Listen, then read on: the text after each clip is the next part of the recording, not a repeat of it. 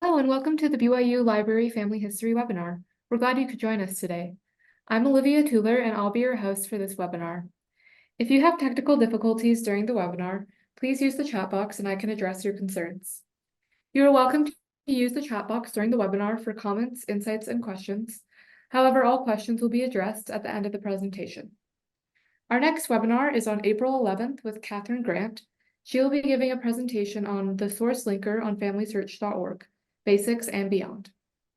If you would like to access a previous webinar, please visit our webinar index on our website or search on our YouTube channel. All of our webinars are recorded and uploaded by the following Monday for your convenience. We also post links to recordings and other updates on our Facebook and Twitter accounts. For today's webinar, we are pleased to hear from Maureen Brady on researching Canadian records. Before we begin, here's a little bit about Maureen. Maureen Brady, a former school librarian and computer educator, has 40 years' experience with family history research. She has traced her Scottish roots back to the end of the 17th century and beyond, and has also pursued Chicago and the Midwest, the Trans-Allegheny U.S., Quebec, Irish, and Swedish research. Maureen has made numerous presentations to genealogical societies, libraries, conferences, and workshops throughout the U.S., as well as presenting for the Brigham Young University Library Family History webinar series. She is a member of the Genealogical Speakers Guild, as well as a life member of the Aberdeen and Northeast Scotland Family History Society and the Ohio, Chicago, and McHenry County, Illinois Genealogical Societies. She is also active in the Kentucky, Middle Tennessee, and Lake County, Illinois Genealogical Societies, the British Interest Group of Wisconsin and Illinois, and the Chicago Scotch Genealogical Group. And we'll now turn the time over to Maureen if she's ready. Thank you very much, Olivia. Of course. And welcome everyone. There we go. Okay, so tonight we're going to talk about looking at records to the neighbor to the north. Presumably, you'll have a chance to look at the handout, which I know Olivia puts probably in the chat. And we're going to work on some history first.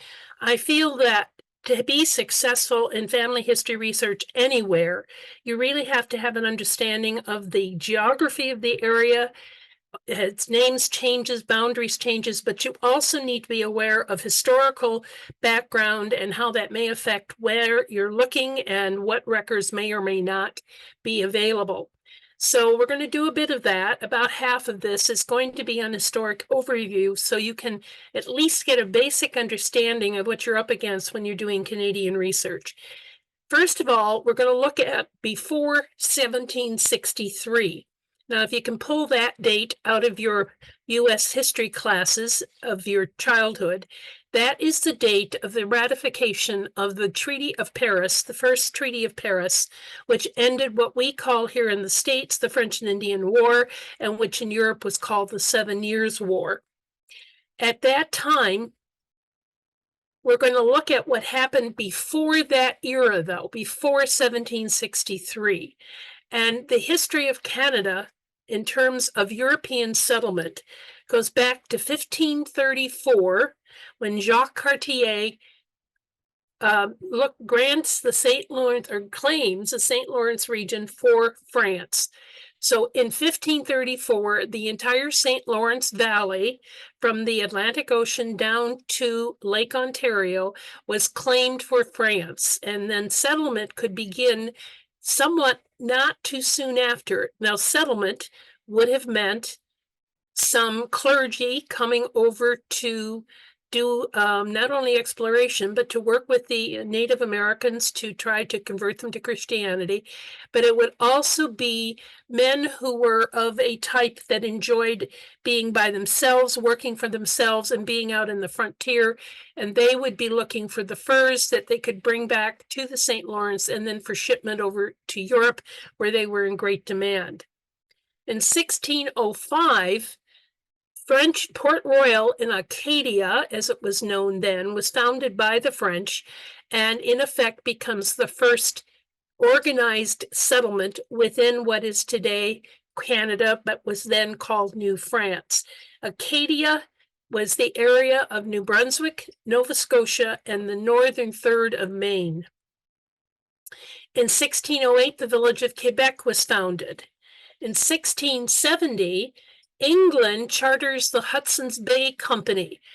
Since the French had already grabbed the St. Lawrence Valley, which was the easiest way into the interior, England then looked at the globe and what they knew of the geography of the world and decided that they could use the Hudson's Bay Company also for the fur trade. And so they claimed the Hudson's Bay area and organized and chartered the Hudson's Bay Company, which in fact actually still exists. In 1713, however, France could not really support the farthest eastern region of today's Canada. Peninsular Acadia, which was Nova Scotia, New Brunswick, and northern part of Maine, Newfoundland, and the Hudson Bay region, which they also claimed, was ceded by France to England in a treaty in 1713. So after 1713, I'll show you a map in a minute. And then in 1749, Halifax was founded in that region that was newly ceded to England. So Halifax is the earliest British settlement in that region of Canada. And here's a map after that period of time between 1713 and 1763. This big blue area is what was claimed by Britain. Here's the Hudson Bay, so you can see all of this northern polar region. But here we come down to Newfoundland, Nova Scotia, and New Brunswick, and a little piece of Maine. All of this was part of British North America, as it was called. New France was this smaller, much smaller area in terms of Canada. This is the area it would have covered, not even all of today's Ontario. This would be Lake Erie down here. But it included, and that's why I have an arrow here, it included all the way down the Mississippi River watershed to New Orleans. So even though we're talking about Canada, we do have to keep in mind that the records for this part of the United States will also be under French control in this period of time up to 1763. Then in the 7 Years' War, 1756 to 1763, then we had the treaty, and then the French colonies in North America, called New France, became the possessions, the British possessions of Nova Scotia, today's maritime provinces, and the province of Quebec, which included not only today's Quebec, but also today's Ontario.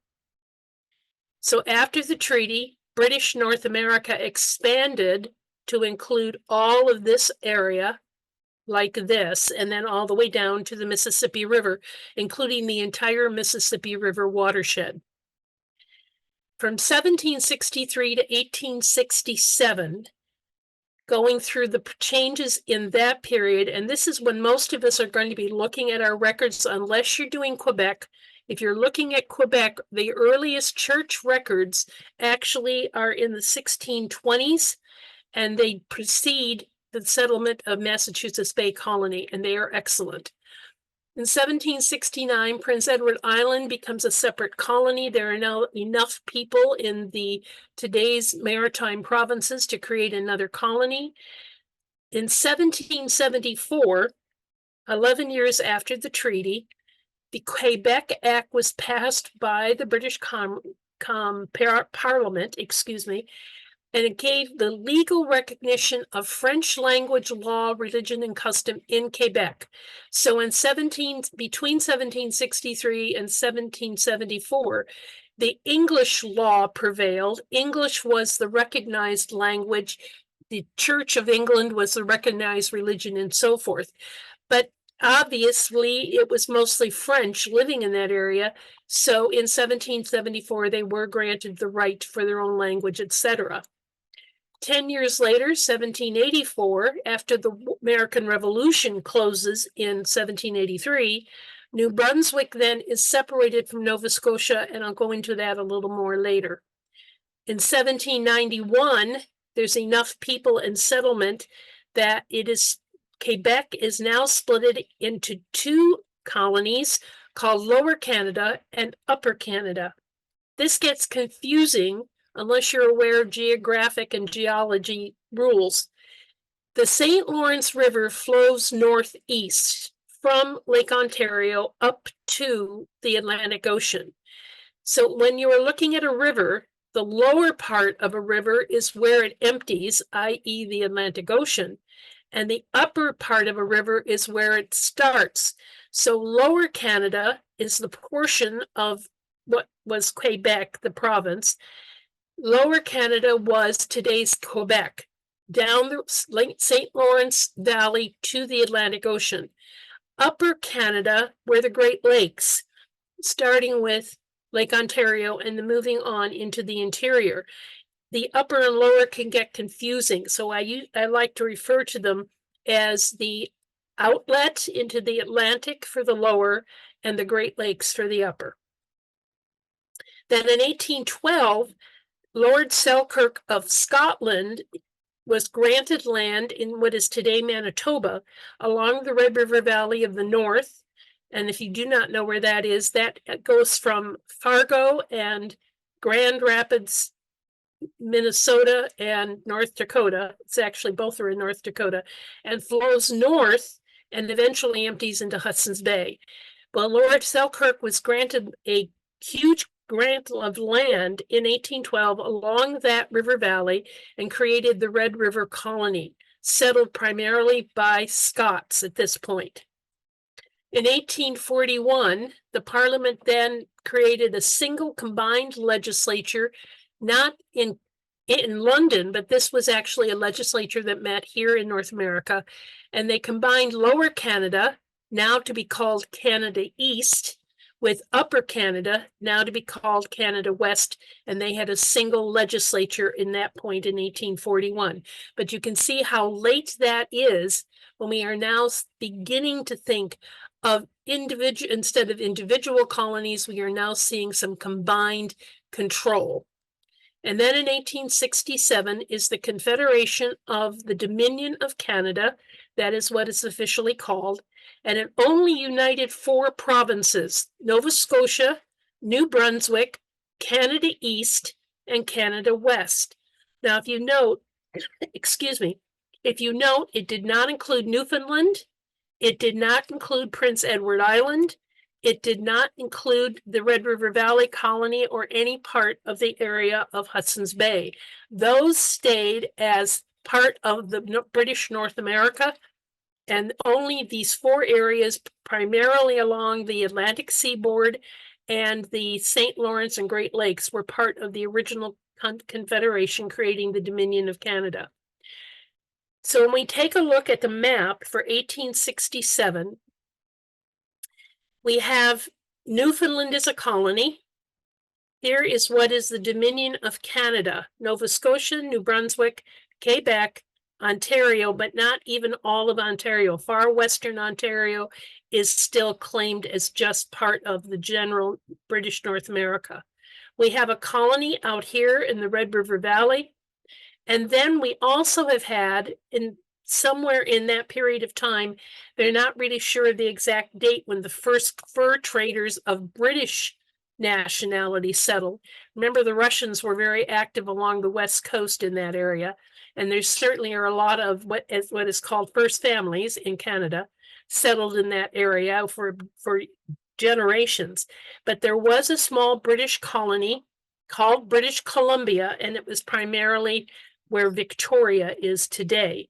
And then we still have Hudson's Bay controlling all of this area that drains to Hudson's Bay and the Northwest Territories as they lead into today's Alaska.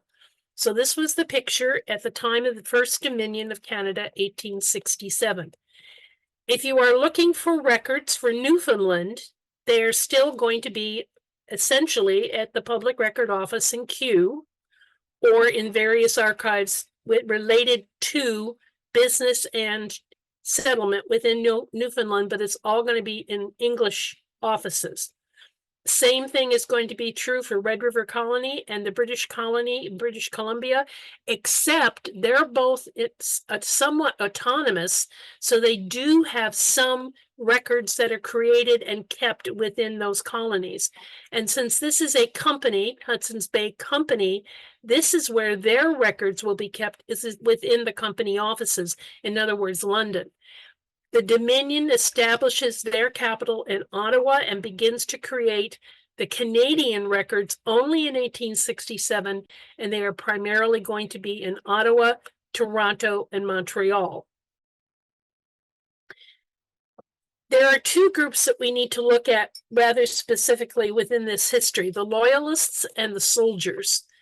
The Loyalists, this is the flag of the United Empire Loyalists, excuse me for a minute, which is a large organization within Canada. And there are many people within the United States that have ties to this sometimes without them even knowing. So the Loyalists were the American colonists who remained loyal to the British Crown during the American Revolutionary War. And in US history, they're often referred to as the Tories or the King's Men of the time. And they were opposed by the Patriots, i.e., everyone who signed the Declaration of Independence and George Washington, etc. They were called the Patriots, and they supported the revolution. It is estimated by different scholars that between 15% and 20% of the total colonial population were loyalists at the beginning of the revolution in 1776. Now, these would be people living south of today's border between the United States and Canada. So why are we even worrying about them? Well, we'll see in a minute. Why stay loyal to the Crown? Yale historian Leonard Woods identified these characteristics. They were older, better established, and they resisted radical change. They were very conservative, in other words. They felt that rebellion against the legitimate government, the Crown, was morally wrong, that the Crown was the moral head of state. They felt alienated because the Patriots often resorted to violence against them. Think about the Boston Tea Party. They were always trying for the middle of the road position, neither way left or right, but down the middle because they felt it was best for business. They had business and family links with Britain, sometimes within a generation, and especially the business links. They didn't want anything to happen to that. They felt that independence from Britain would come eventually, but they wanted it to come about organically, meaning in the length of time and just kind of the way things would become, not with any kind of organized rebellion. And they were wary that the chaos and corruption and mob rule that would come as a result of a revolution would be bad for business, would be bad for their land, and so on. In addition to what was identified by that Yale historian, there has been a belief that they felt a need for order and believed that Parliament was the legitimate authority. And remember, this is 15 to 20% of the population in 1776 in what is today the United States. They felt that being a part of the British Empire was crucial in terms of commerce. And in New York, particularly along the Hudson River Valley, there were powerful families, and they had huge coalitions of supporters that would follow them in terms of their politics. And finally, Blacks who supported the Loyalists, who supported the Crown, were promised freedom from slavery by the British, should they continue that support of the British Crown.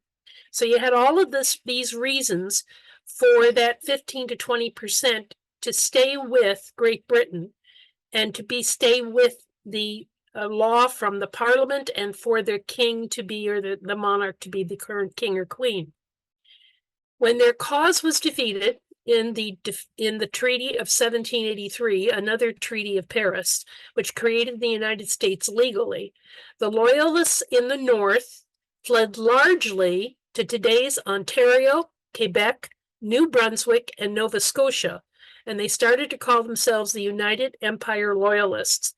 Most were compensated with Canadian land or cash or both, And they settled especially along the area south of the St. Lawrence River in what is today Quebec, but across the border from Canada, from New York, or they settled in that portion of Ontario that would have been along the shores of Lake Ontario and Lake Erie, primarily, but that it doesn't mean it was the only places they fled to. Now, why does that become important when you're talking about Canadian research? If you are researching a family and you've been able to follow them back to the 1790s and 1780s, and then you cannot find any record of them, you might start looking in New York, Vermont, New Hampshire, Massachusetts, Connecticut, Pennsylvania, New Jersey, because most of them came from that area, fled north, granted land and cash up in what is today Canada.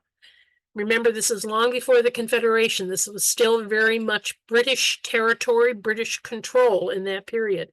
So something to think about is if you've been following him in Canadian records going backwards, and then suddenly you can't find them anymore, and it's in that late 1780s to the early part of the 1790s, mostly the 1780s, and they've just disappeared. Start checking across the border in the northernmost states where they probably would have come from. And I personally would suggest start with the Hudson River Valley of New York would be the first place to look. So here's a map of where they settled. Now they came from New York, Massachusetts, the lower part of Vermont, New Hampshire. This wasn't really settled yet. Certainly the lower part of Maine. And they went north and then settled, as I said, along the shores of Lake Ontario, then along this portion of the St. Lawrence River Valley, and then some of them were also over here, but we have another group that settled here. We'll go into that in a minute. So if you have them living here in this general area, and then they disappear in the late 1780s, move across the border and start coming down into New York, Connecticut, Massachusetts, and so forth. Now, there are some good online sites for researching the Loyalists. The first one is the Online Institute for Advanced Loyalist Studies, and all of the URLs are in your handout. So they have particularly a property confiscation group of, these are all indexes to people.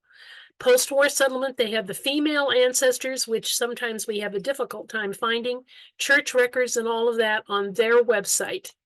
The other one is the United Empire Loyalists Association of Canada. This is a very active group in Canada, even today.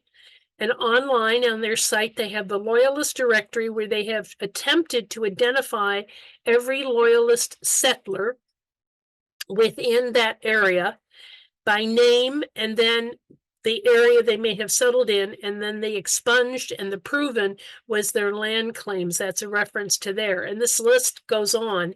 You can see this is starting with Abbott and then keeps going. It's basically alphabetical by surname. And then you can see the details over here for each one of these settlers. Here's an example of one of them, Jacob Manning.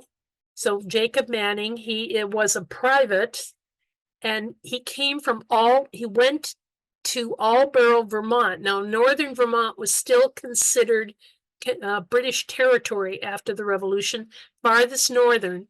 But after the border changed, it was called Lacolle, Quebec in 1792. So when he settled there, it was considered Vermont, but within a year, it became officially part of Quebec. He was in a regiment of the New York Line during the Revolution. Even though he was a loyalist, he still fought for the Revolution. He was born in Poughkeepsie, New York, in Dutchess County, is where he settled. He died in Old Town, Quebec, in 1819, and that's where he's buried. And then here's his children and his wife's name and a little bit about her. So you can see all the basic information that is available about these loyalists on their website. And if you get your family back into the 1780 period, this site is well worth checking. The other group that's a special settlement group are the soldiers. Now, this is a soldier of the Black Watch, and as he appeared during the American Revolution, they were one of the British regiments that was sent because they were particularly known for their fierceness in battle. This is one of the prime Scottish regiments of during all of the centuries. So a large number of soldiers then in 1783, now they're in North America. They have just lost a battle, a war, and the British government has the option of either taking them back home, back to the British Isles, which cost money, ships and so forth and so on, or they could give them land in British North America. Primarily, that was Nova Scotia. And that's one of the reasons it's called Nova Scotia, because many of these soldiers were from Scottish regiments who then were granted land in British North America, today's Nova Scotia. By 1784, just a year later, there were so many of these soldiers who had settled in that area that they split off Nova Scotia and New Brunswick into two separate colonies. One was basically Scottish, and the other one was basically English, Acadian, that group into Nova Scotia. And in some cases, an entire unit of the army or one regiment disbanded together in North America and then were granted adjoining lines in that new province of Nova Scotia. So if you have, again, you're looking at families that work back in Nova Scotia to before 1800, look at the possibility that they were British soldiers who were granted land in that area in reward for their service to the crown during the Revolution. Those records are going to be primarily in England at the Public Record Office. Those would be the land grants, and the military records would also be at the Public Record Office, but many of them are on the website Find My Past, and we'll talk about that later on, the military records. And then the province of New Brunswick has actually developed its own database trying to identify these old soldiers who settled in New Brunswick. And they have, again, an alphabetical index to them. Now, they don't give much information. You can see there is a plus. Whoops. There is a plus here for slightly more additional information, what's known about them. But here's the full URL. Now, I'm going to leave it up for a minute, because I discovered yesterday that the URL has been changed since the one in your handout. So I'll give you a chance to get this down or take a quick snap with your phone if you want to. It's still the same website, but they've changed the URL. And this is supported by the government of New Brunswick. It's, again, an excellent database that can be used to identify if your settler might have been part of this movement of the soldiers from the American colonial area, now the United States, up north into Canada. So from 1867 to the present, the Dominion grows now by the addition of various colonies over time as they get added as provinces. So 1870, Manitoba is now broken off from the Hudson's Bay, but to its own colony. That's the old Red River Valley area. And then the Northwest Territories were broken from the Hudson's Bay Company along the Hudson Bay, and that now became a separate area called the Northwest Territories, some of which is still called the Northwest Territories. Think the Yukon River Valley. And then in 1871, British Columbia becomes a province from a colony. 1873, Prince Edward Island. 1898, the Northwest Territories, because of the gold rush of 1898, the Yukon area became so populated that it now became a separate territory from the Northwest Territories. 1905, Saskatchewan and Alberta and the prairies was established as separate provinces. So now we have both Saskatchewan and Alberta added to Manitoba there in the middle of the continent. The latest, there's actually two after World War II. 1949, Newfoundland becomes a province. Now, up to 1949, it is a colony. And as a colony, those records are going to be in England. But once they become a province of Canada, then we're going to start looking for records in Newfoundland, but also in Ottawa.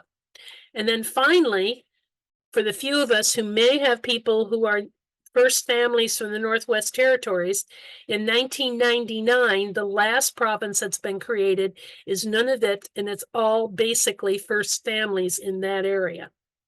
So here's our today's map of Canada from the Atlantic seaboard with Nova Scotia and Prince Edward Island all the way across to British Columbia and the Yukon Territory, Yukon province of Yukon.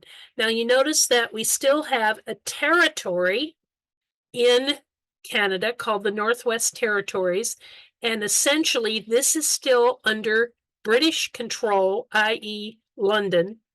The rest of these are all part of the Dominion of Canada and are now, their records are going to be locally within the provincial capitals or in Ottawa for the country. But this section up here is still under British control. This comes from the Wiki for Canada, and we'll show you that in a minute. So now we've had the history. I promised you about half of this, and this is what we've had. So now we're going to look at the main websites. Now, these are not exclusive or exhaustive, but I do want you to know the main ones to start looking if you haven't started this or to double check. So first, let's go to Family Search. I pick it for a couple of obvious reasons, one of which, of course, is free and it's freely available at home. You don't have any problems of trying to get in. And when you go to the homepage, and this is going to be the homepage after you've signed in, you're going to have a lot of information pertaining to your own research. But you come up here to the search button, and then you're going to get a drop-down list. And most people go to records and don't go any further. But I want you to look at the research wiki here down toward the bottom. This should be your starting point, even if you've been doing Canadian research for 20 or 30 years. I always check the wiki about once a month to make sure I'm not missing some new website that's come up, some new records at Family Search or whatever. So I always start with the wiki. When you go there, this is the wiki page, and you have one little search box up here, and just type in, I'm starting with Saskatchewan. And as soon as I type enough of it, then the computer realizes or thinks it knows what I'm looking for. So it now gives me all of the options for articles pertaining to Saskatchewan in the wiki. Each one of these is a separate article. The top one is the general one, the one that covers the largest largest amount of information. I don't know why that was so hard to say. But we have First Nations, we have a discussion of civil registration, we have church records, we have newspapers, probate records, and so on. So you can go to the general one at the top, or you can pick any of these other subjects to get an article about researching in that particular group of records. We're going to go to the top one, though.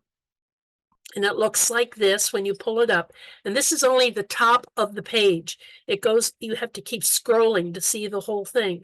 But you notice up here we get a brief guide to it. This is a link.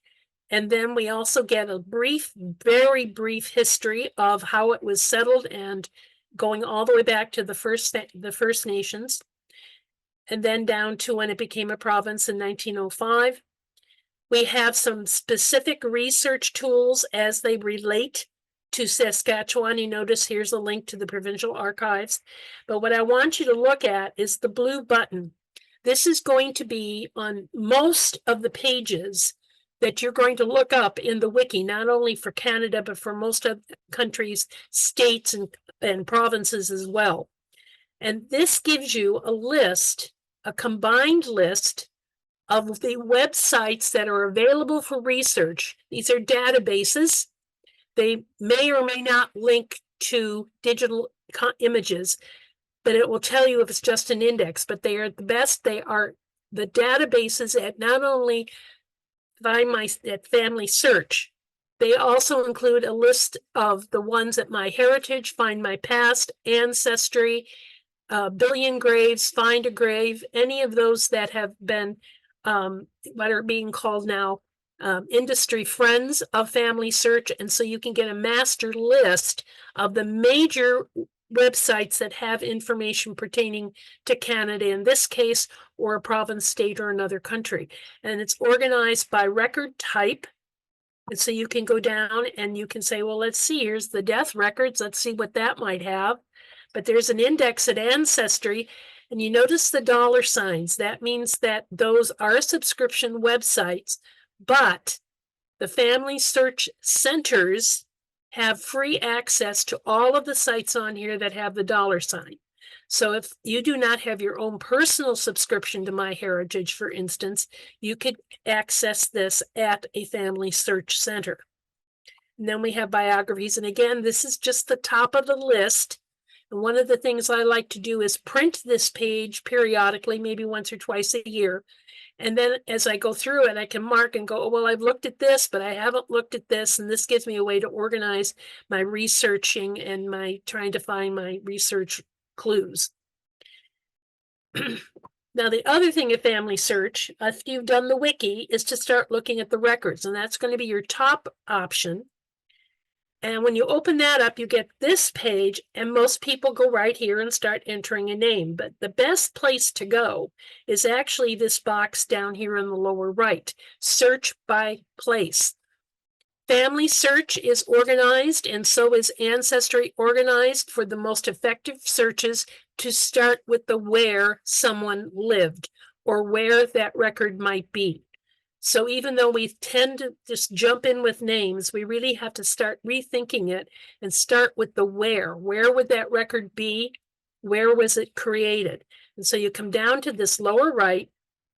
You want to browse you put in the country name rather, and here's Canada. And then it takes me to this page. Now this is for Canada. There are also pages for all of the provinces. So you could write in Quebec and get the Quebec page and so forth. There's a basic organization to this. Over here in the upper left is what's called the Learning Center, which includes the list of all of the videos pertaining to researching in this case, Canada, that have been developed by Family Search. And you can get the entire list by clicking down here. And let me show you what that looks part of it. So we have Region, Mountain West Region border crossings, Irish immigration before, during, after the famine, part 1. Here's one on just the censuses of Canada. This goes on for quite a while, and you can look at these at your leisure, stop, start, and most of them have handouts. On the right side is where you can start entering names, but you also see there's a list of the 24 databases Family Search has for Canada. You can click here to see all 24, and you can pick individual ones. So if you just want to see the 1851 census, for instance, then you could click there and do your search there. The most efficient way to do this is pick a particular database. Don't do your general search up here because it's too broad. You'll get too many hits, and many of them will not be the one you're looking for. Down here is genealogy. There's current indexing projects over here, which right now you can see there are none. Then if you go to genealogies, whoops, this went back. Okay, so you scroll down and you get to genealogies, and there's a list of 79 genealogies for Canada. Now, these are submitted by researchers or perhaps a historical society or a genealogical society, or they may be part of the oral histories that Family Search has been working on to get the oral traditions of various culture groups recorded. These are not tied to digital images, and they are not tied to primary records. This would be the research from someplace. And you can see that some of them are, here's Toronto Young Family. We have the Kings County with records going over 200 years and so on. But if there's something here that you think might be of interest, you can click on it. Or in this case, yes, put your name up here.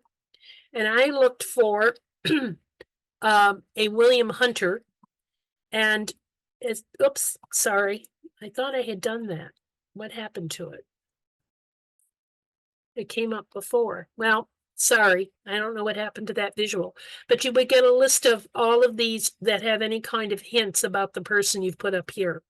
Now, if you continue down the page, we have the image section. And in the case of Canada, there's only one collection that has not been indexed. This is a image-only collection of the Royal Canadian Mounted Police. They are browse images. There's over 9,000. No name index for this, but you can still use it. If I click there, you get this division. So even though there's no index, you can see the years and the parts of the alphabet that are covered.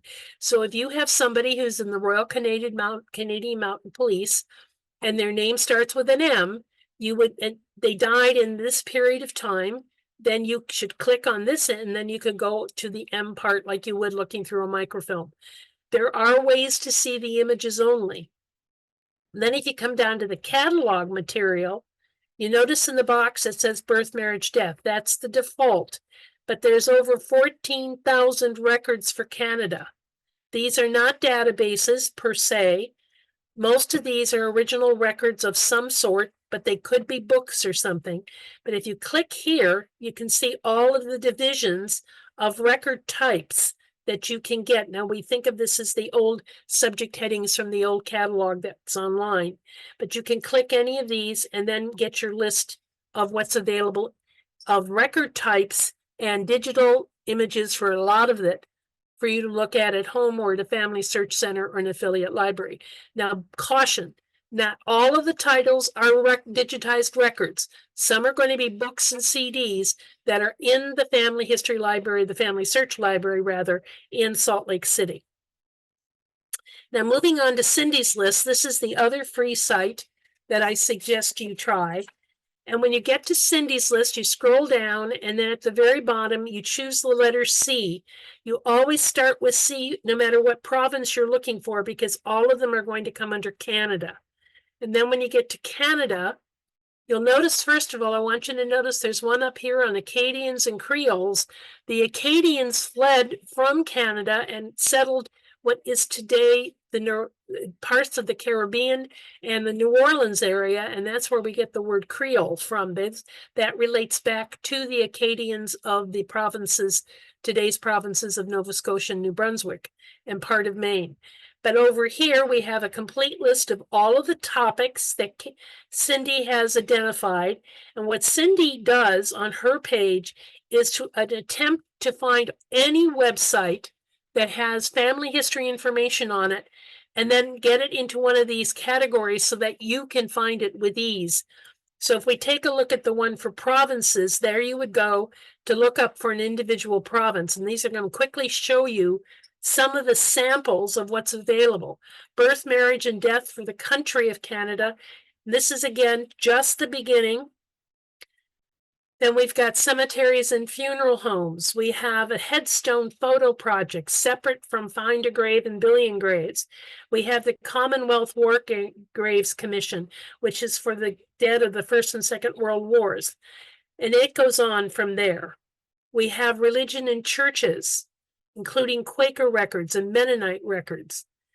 In Manitoba, here's their birth, marriage, and death, separate databases from the Canadian ones. These are ones that are relating strictly to Manitoba or the Prairie Provinces for the Alberta Family History Society. Quebec immigration. When we are looking at European immigration into Canada, it would all have been through the St. Lawrence River Valley, no matter what time frame we are looking at. If we are looking at the period of time of the Irish famine, we have two different ones. This is one boat, the bark Britannia, May 21st, but then we have the immigrants at Grosse Ile, which is a major island just as you enter into the St. Lawrence River. And many, many, many had to land there first because it was a quarantine station, and they actually have deaths listed online, primarily of the Irish immigrants who either died at Grosse Ile or just as they were arriving on board ship. But you can see we've got a lot more on here, and there's more than this. I just picked a few. In British Columbia, here's cemeteries. So these are all just samples of things you can access through Cindy without you having to figure out what to search in Google. Moving on to Ancestry, this is relatively straightforward. I'm sure most of you have used Ancestry, if not all of you. But one thing that most people understand or don't recognize or know, if you go up to the search box here, when that opens up, you want to go to All Collections. You don't want to pick one of these options. You want to go to All Collections. And then when that opens, you again scroll down and there's a map at the very bottom of the page under All Collections. It defaults to the USA, but we do have one for North America. And when you change it to North America, you get these options to choose from, all considered part of North America. And here's Canada. And when I click there, now I have a list of all of the databases on Ancestry for Canada. This is for the country as a whole, and it is separated by census and birth and so on, and it keeps going. Over here on the right of this page, under the select, you can choose your province, and then the list of databases changes for the one specifically to that province. So you've got Canadian list one way, and then if you come to select, you can change it to show only the ones for a given province. It is a very easy and quick way to find all of the databases on Ancestry for Canada or your specific province. Just scroll to the bottom under All Collections and change it to North America and Canada, and then you come up with the list. As an example of some of the things that are on Ancestry, we do have the census and voter list. There's an obituary collection talking about the military. It only goes back to 1832, does not cover that colonial era, but at least it goes back that far. Border crossings from the US to Canada. US to Canada, not Canada to the United States. Keep that in mind. Passenger lists of people coming into Quebec and Montreal. That's important for many, many, many settlers who came into the middle United States. It was cheaper to go to Canada than to go to New York or Boston or Philadelphia because US law made it, ships could not put as many people on board. There was a limit to it. They had a space requirement per passenger, and so they could not have as many on board, so they had more expensive tickets. In the British ships, however, they didn't have those same restrictions, and so they could crowd more people on board and therefore make it cheaper tickets. So even if you have somebody in Minneapolis or you have somebody in Kansas City or wherever they may have ended up in the middle of the United States, including Ohio and Western New York, they may very well have come by way of Quebec or Montreal, especially Montreal.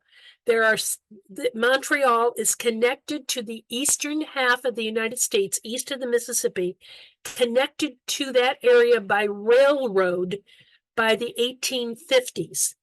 So it was not, it would have been a long journey, but it would have been a fairly easy journey on a cheaper ticket, the British Isles to Montreal or wherever in Europe, and then get off the ship in Montreal, walk the 2 blocks to the train station, get on a train and come on down into the United States. So this is a crucial list for those of us who have settlement in the middle part of the United States, especially. You notice here's the database of the Loyalists, and there's even a history with names in it. Nova Scotia, I'm going to go through this rather quickly. You can quickly glance to see what's available. Again, we've got the Loyalists. Ontario, there's Catholic Church records for Ontario.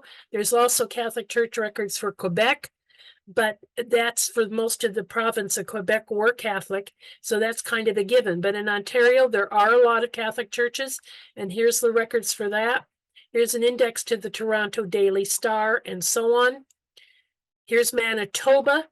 Now, the censuses of Canada are on the 1 year, so 1861, 71, 81, and so forth. But they were concerned about or wanting to know how much population had actually started to settle in today's prairie provinces of Manitoba, Saskatchewan, and Alberta. So they did a special census in the 5-year gap between for just those 3 provinces. So it's 1906, 1916, and now today there is the 1926 census has been released also for those provinces.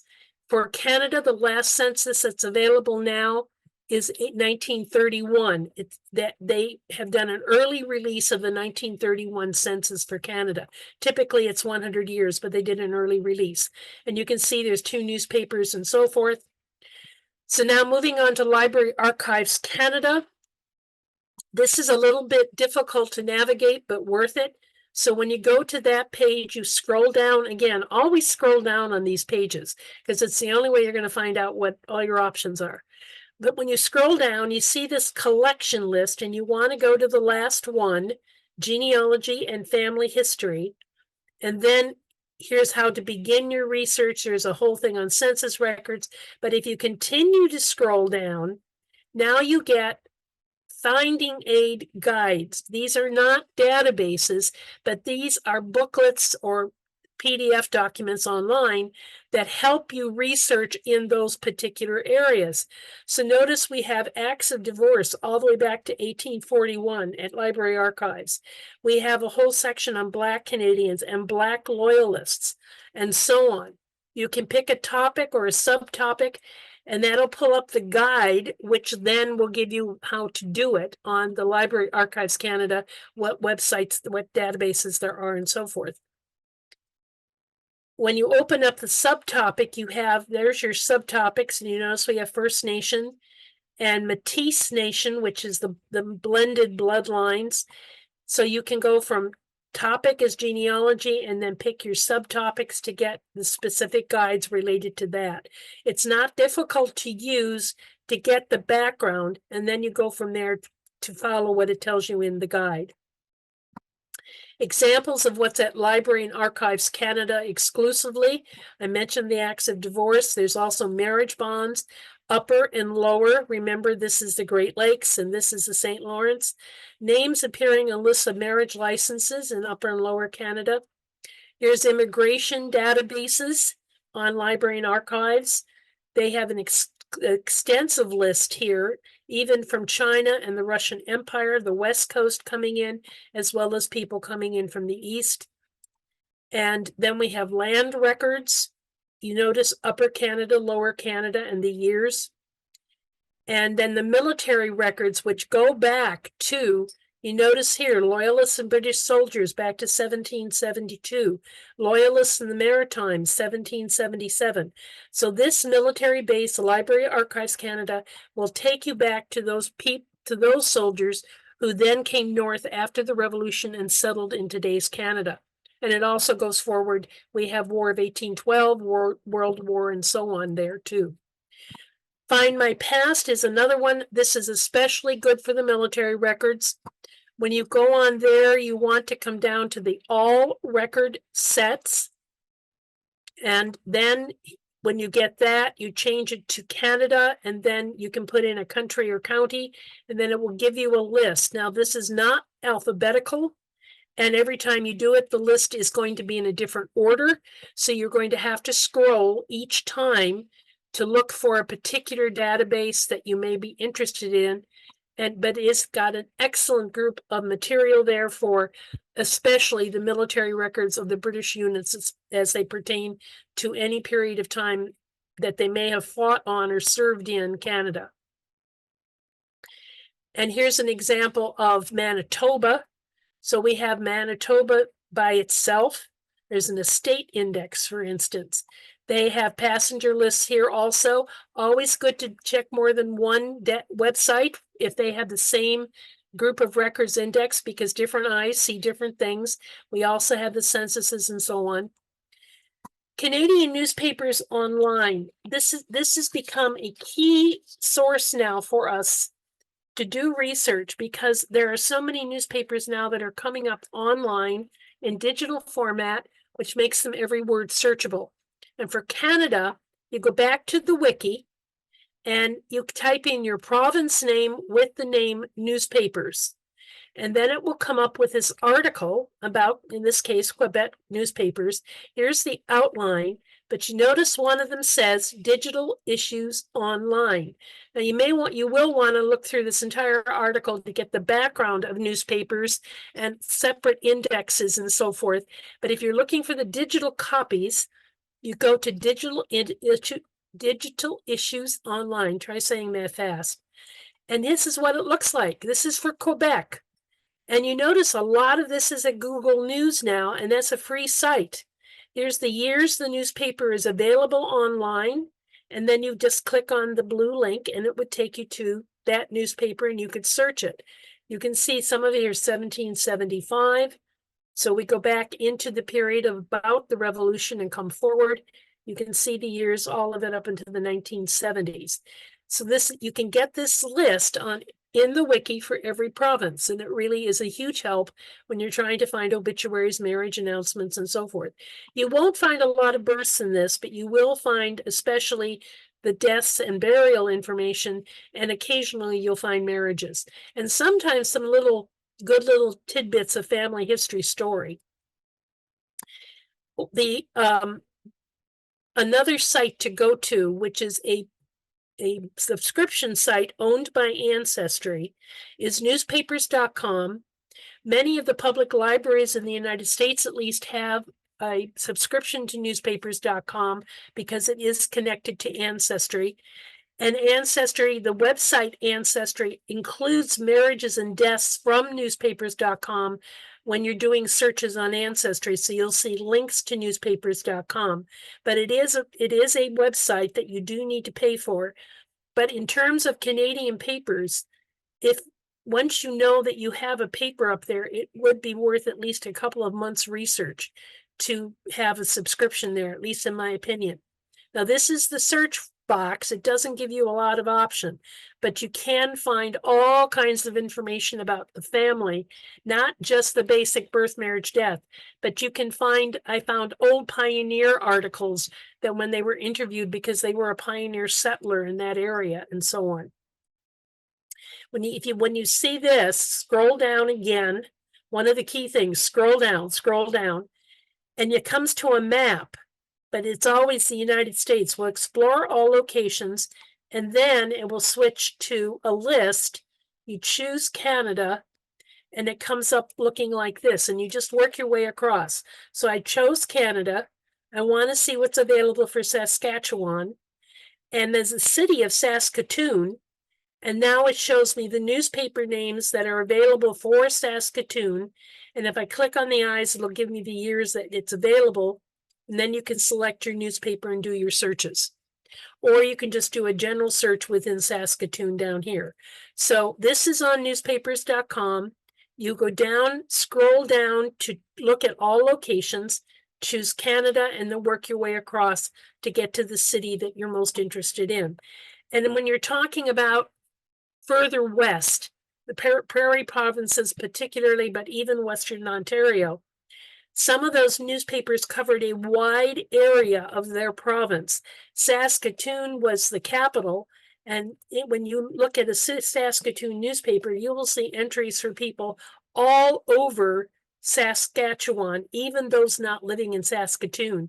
I have a family living near Regina, and yes, I find them in the Regina paper, but I actually have found more information in the Saskatoon paper than in the Regina paper. So keep that in mind, that the capital of the province, those newspapers covered the province. And then finally, My Heritage. They have a collection of Canadian newspapers as well. This is subscription, but the Family Search Centers have availability for it. Many libraries are now carrying it. And you want to come to the research button, and then you want to choose your type of record.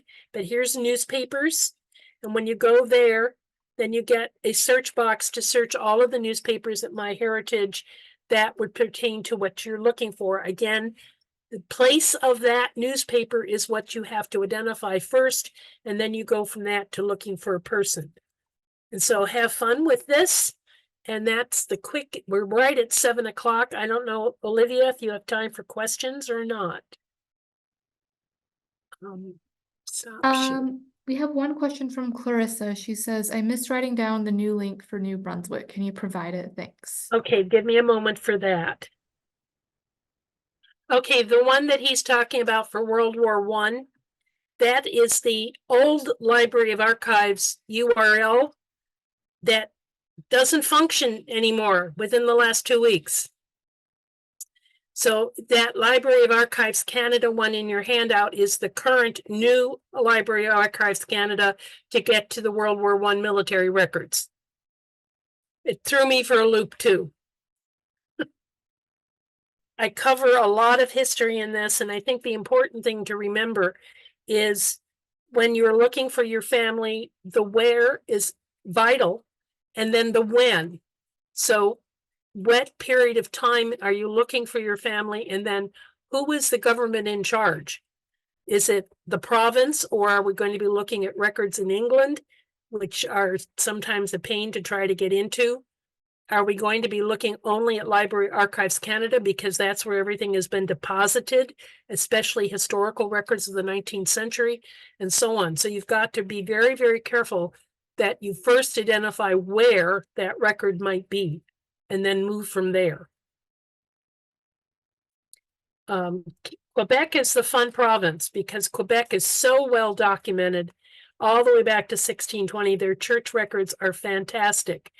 And even if you have someone who could be a Protestant from the British Isles who came to the St. Lawrence Valley or the Great Lakes to settle and to start a business or to work at one of the fur trading posts or something like that, and they have a family with them, look in the French Canada Catholic records for them, even though they're Protestant, because that was the only religious group that had provided religious services. And so if you had a child that needed to be baptized or you had a marriage that you needed to have performed, it was very typically a Catholic priest who did it. And then it was recorded in the Catholic parish registers of Quebec, even if they are living along the Mississippi River Valley in Illinois or Missouri. So that sometimes puzzles people, but Quebec controlled a lot for a long time. Thank you everyone for joining us today. We hope you will join us for our next webinar, which is on April 11th with Catherine Grant. She will be giving a presentation on the source linker on FamilySearch.org, basics and beyond. A recording of this webinar will be made available next week. You can view that on our YouTube channel or on our website. If you have any comments or questions, you can always email us at fh_webinars@byu.edu or follow us on Facebook and Twitter. Thank you and have a wonderful week. You too.